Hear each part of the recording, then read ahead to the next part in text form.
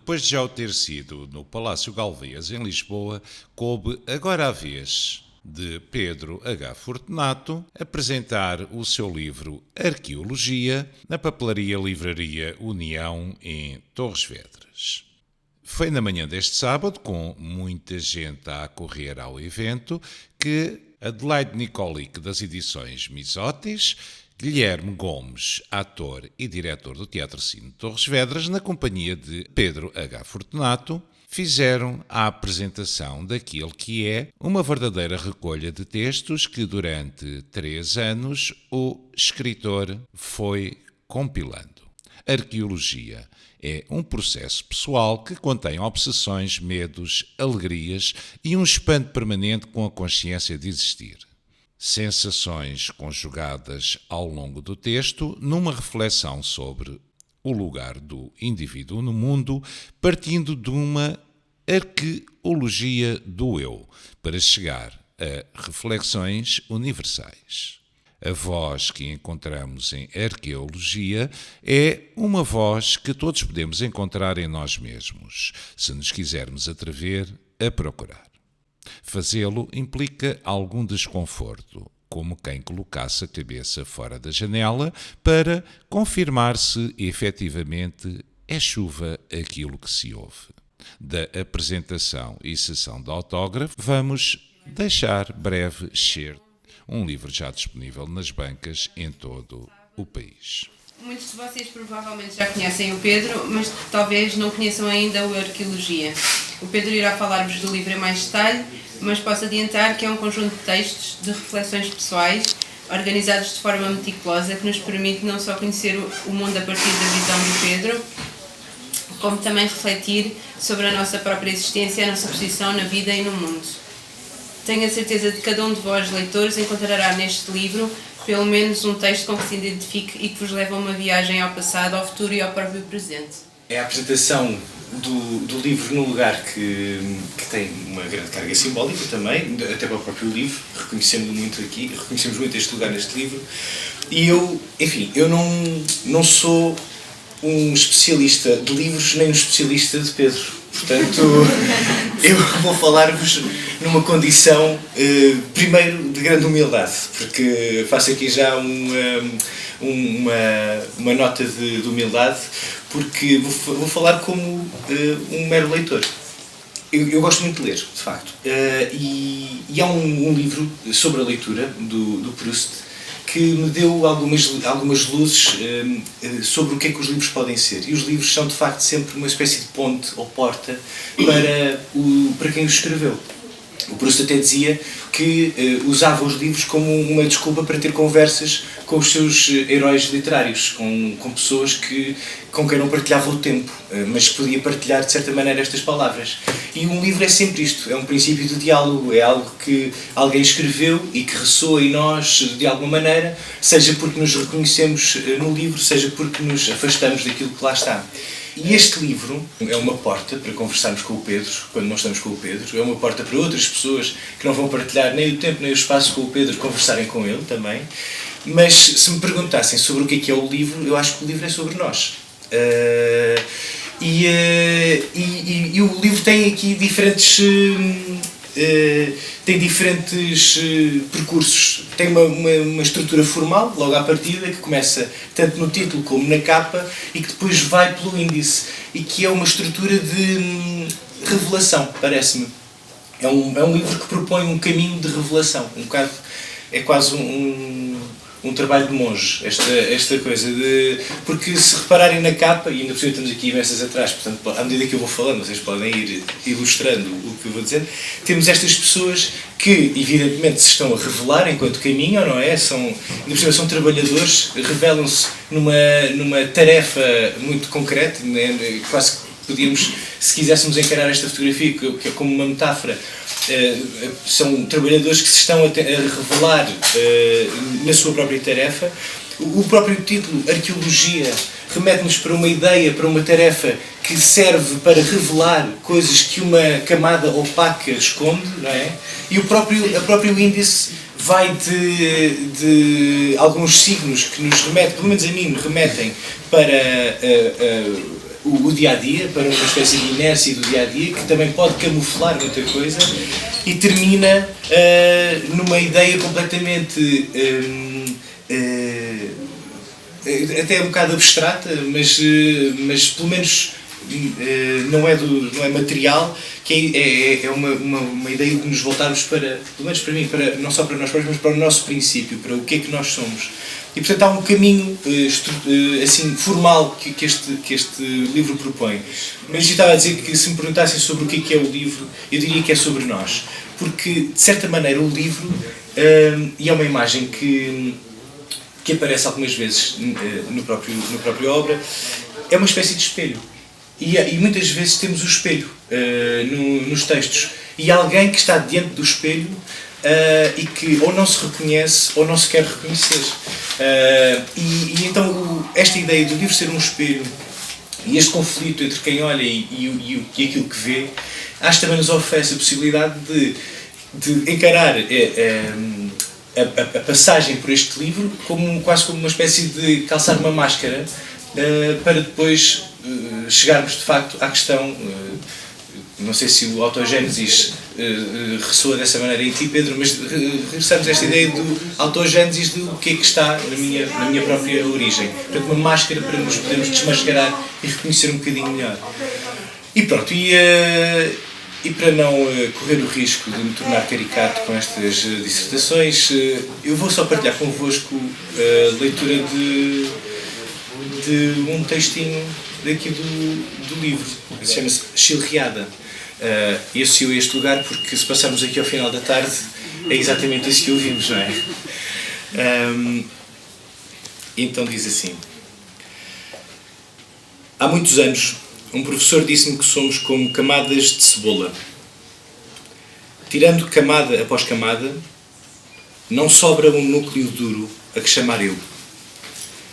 Dizia o professor, que era também ator, que cada um de nós é vários, uma multitude de versões consoante o momento e o interlocutor. Pois bem, professor, neste final de tarde, todos aqueles que se dizem ser eu resolveram lançar-se em discursos, pois não se pode chamar conversa a isto. E o barulho é ainda mais insuportável que a chilreada dos pássaros lá fora nas árvores, talvez prontos para partir em bando para longe. Só que estes, que são eu, não vão a lado nenhum.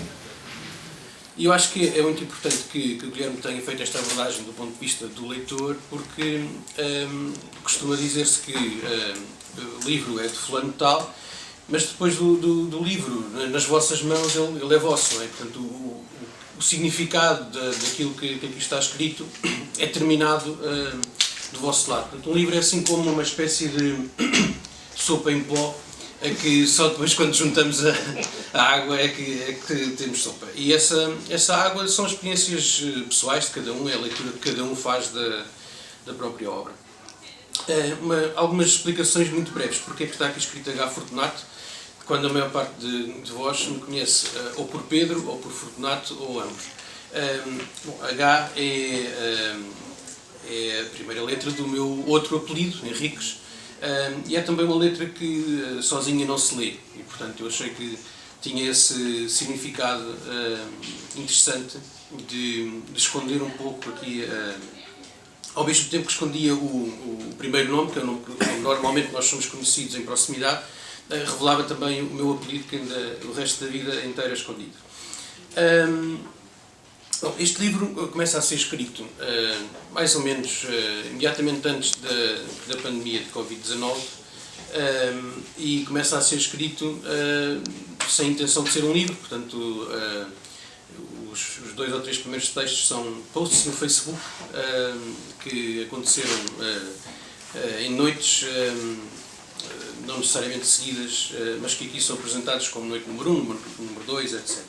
Por ser um conjunto de textos soltos, são 12 capítulos, cada um com 10 textos, e portanto resulta que é possível fazer, como dizia, abrirmos aqui o livro ao calhas e esperar que algo possa ter algum significado para nós. Apesar de serem leituras um bocadinho pessoais, não é? do mundo, por exemplo, aqui das árvores destas ruas, precisamente, na Chilreada. Mas apesar de serem visões minhas, portanto, partem de uma pessoa em concreto, este livro não é necessariamente autobiográfico, e eu acredito que se consiga, portanto, que cada um de vós que o venha a ler consiga ver algo que vos diz também respeito, portanto, algo que vos possa fazer também pensar um bocadinho sobre estes assuntos. E, portanto, apesar de não ser autobiográfico, o livro tem muito daquilo que eu vejo do mundo, portanto, reflete bastante sobre algumas problemáticas da consciência e da existência, sobre o que é isto de ser alguém. Há aqui um paradoxo interessante. O Guilherme falou do espelho.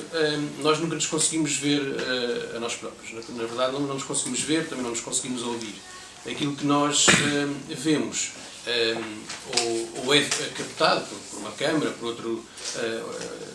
outro truque qualquer, não é? E vemos em diferido, ou então no espelho nós vemos um reflexo que é invertido. Portanto, nós não nos vemos a nós próprios, ou pelo menos não vemos como os outros conseguem ver.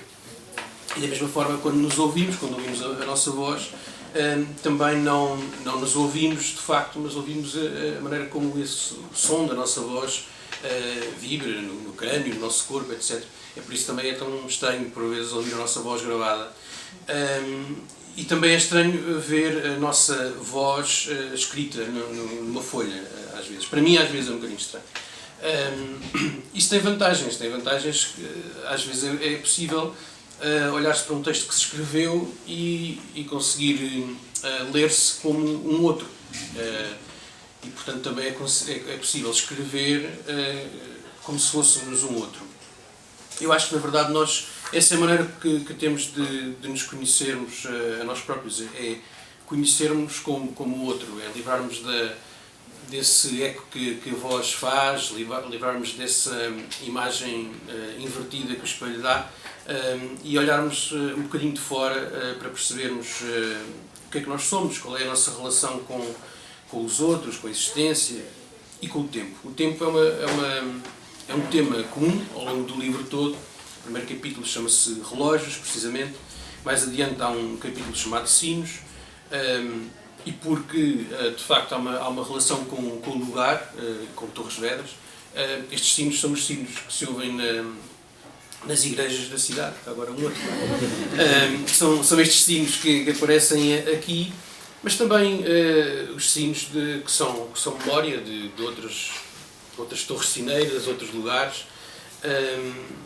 E, portanto, fazendo um percurso por esta tal dimensão formal dos capítulos do livro. E eu aqui achei interessante esta ideia de limpar camadas ou extrair camadas para encontrar outras coisas, e pensei de como nós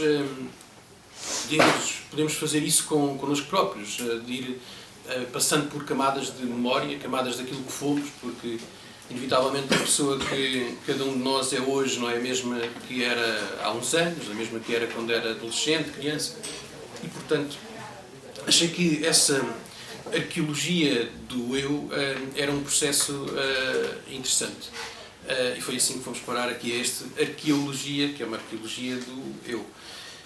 De resto, depois de ter apresentado aqui um bocadinho a obra, e espero não ter estragado a experiência de a ler, resta-me agradecer mais uma vez à Adelaide pela paciência, por ter confiado aqui em mim e naquilo que aqui está escrito.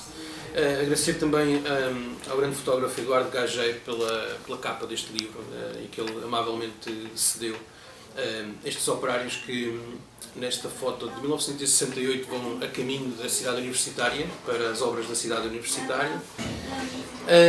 Agradecer também aqui à Livraria União por nos ter recebido nesta manhã, e a todos vós pela paciência também de estarem aqui a ouvir falar de um livro ao sábado de manhã.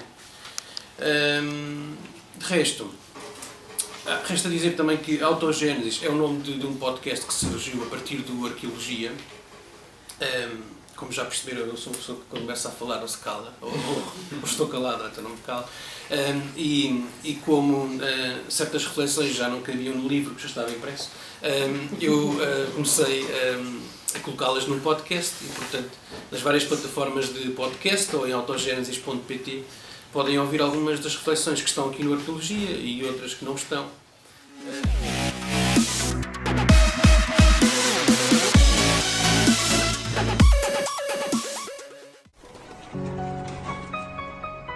Guia do Oeste, o guia da nossa terra.